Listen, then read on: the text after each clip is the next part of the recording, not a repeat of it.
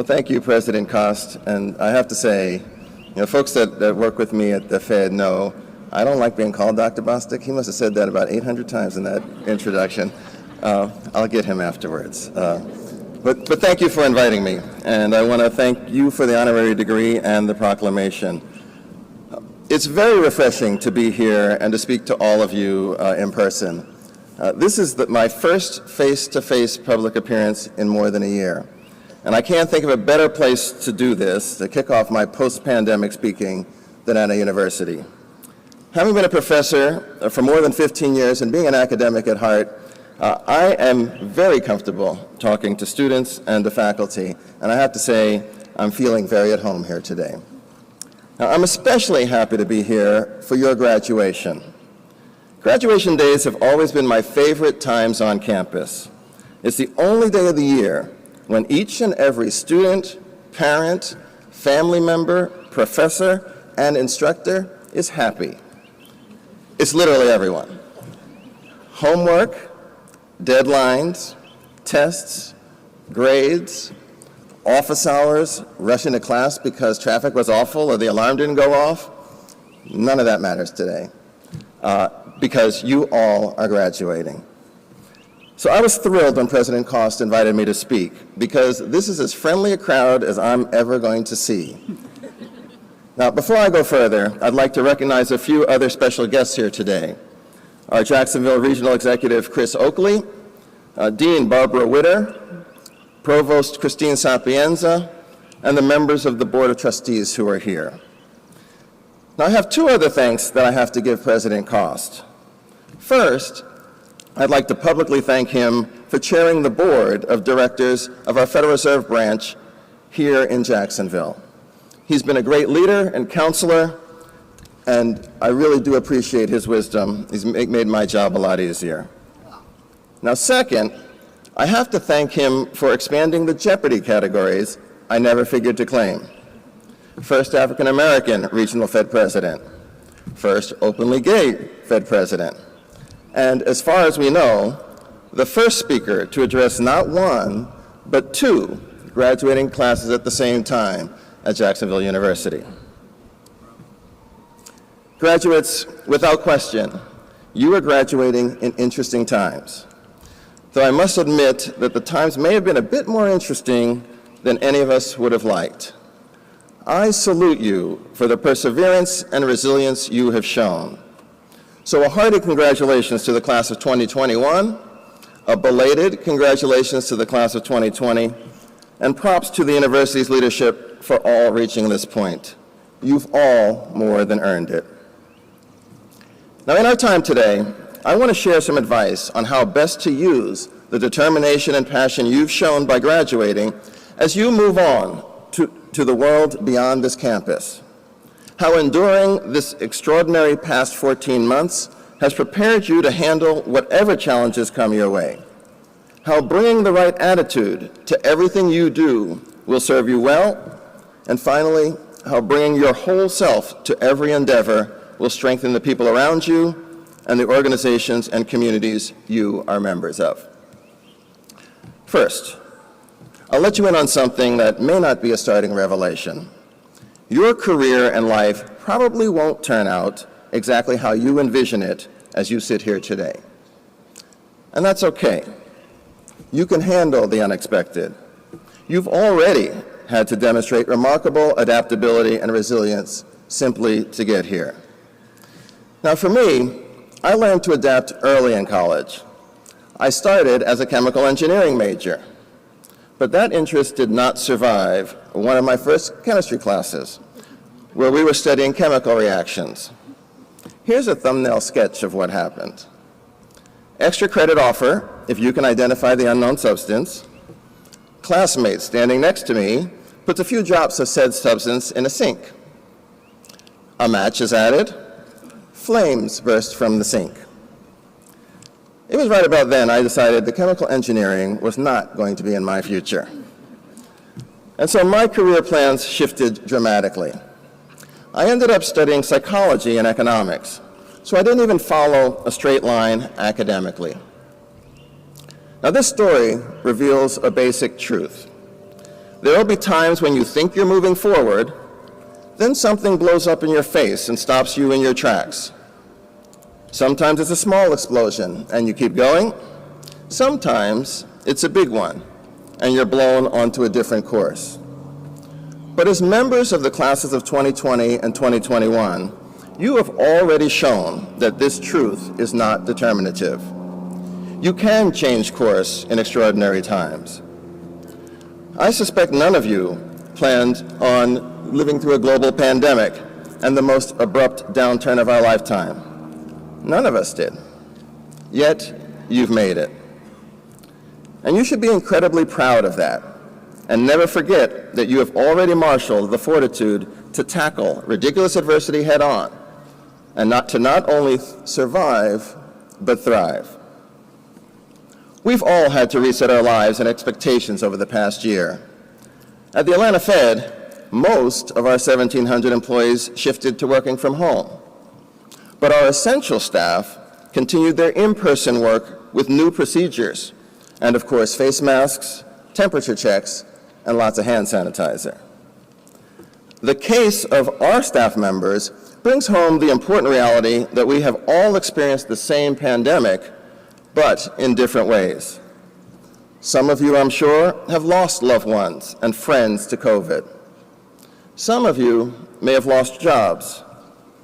Many of you have had to adapt to home lives that were upended in early 2020. Personally, I've been home a lot more, and my sister and her young kids came from overseas to stay with my husband and me for most of the pandemic. Now, there have been real blessings from this, to be sure. My niece and nephew, who turned 6 in July, taught me a lot. I learned that it helps to have a little kid in us, no matter how old or serious we think we are.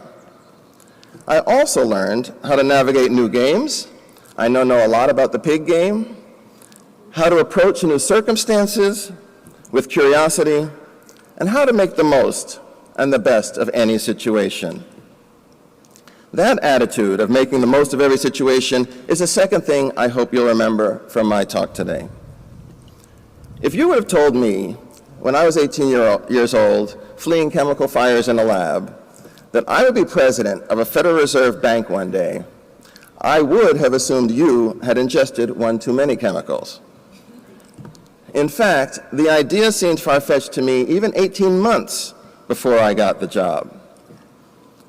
I'm sharing this with you because oftentimes we assume successful people travel a smooth path. But I know for a fact that I was not the first choice for at least 2 jobs in my career, at HUD and at USC. In fact, I wasn't even the second choice for those jobs. But once I was in the position, that didn't matter. What mattered was that I gave it my all. I could have gone in with a chip on my shoulder and with a bad attitude, knowing that I wasn't the first choice. But instead, I set out to be so good that they couldn't imagine anyone else in the role. Technology never works for me. I was further in the speech than I thought.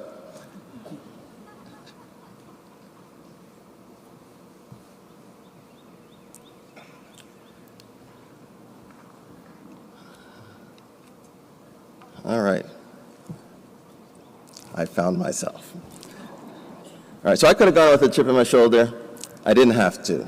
I didn't have to do that. I made myself better. And I made it so that no one could forget that I was in the role, and they couldn't imagine anyone else in that place. Now, there is no doubt that some opportunities you encounter will feel scary. They will be different and unexpected. Some chances will be big and some small. But as you move through your career, be open to all of them. And remember this, if something makes you nervous, that means you are challenging yourself to be better. And you all have already proved that you are up for any challenge. Embrace that nervousness and find ways to succeed in spite of it. In some cases, like job interviews and public speaking, the nervousness never goes away. I still get nervous every time I speak publicly like this. and I still mess up my teleprompter at the same time. But the key is to recognize those fears and to view each situation as an opportunity to learn and nurture new skills. Just as Jacksonville University has provided you the tools to succeed, the experiences ahead will provide opportunities for you to continue learning. Stay curious and interested in everything around you. And that brings me to the third message I wanted to share. Be yourself.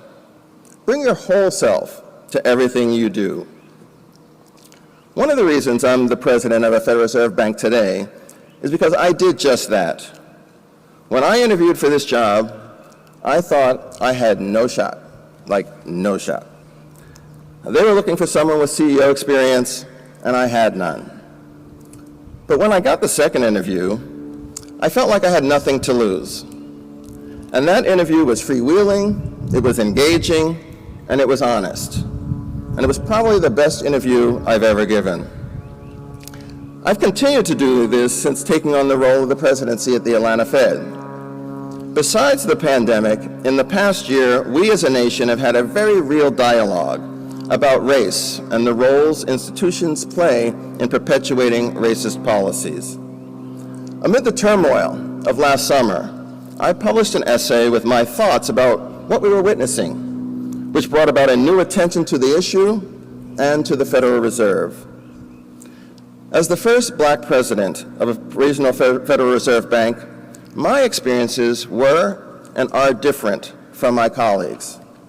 And so my message on this was different as well. And it resonated in a different way and helped to drive change. But this is not just about race. Each and every encounter and interaction we have shapes who we are as people and the perspective we can bring to the table. So my advice to you is to be true to yourself and your beliefs. Authenticity is essential, not only to ensure you are fulfilled in your work, but also to improve the lives of the people around you.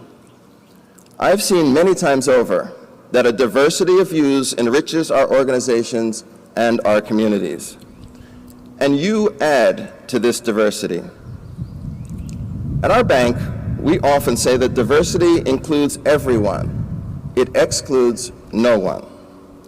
So never forget that the sum of your life experiences is yours alone. Yours is the only perspective informed by this. So bring your unique point of view to everything you do. Ask why things have always been done in a certain way. Suggest ideas. Speak up for yourself and for others. The past year plus has clarified that the flip side of every challenge is opportunity. Make the most of it and impose your whole self on it. Good things will come. Let me leave you with one final thought. Whether or not you remember anything I've said today or anything I've done today, please remember how you feel in this moment of triumph and carry forward every day that pride, that excitement, that hope, and that promise. Classes of 2020 and 2021, you are ready for anything life throws at you. Congratulations and good luck.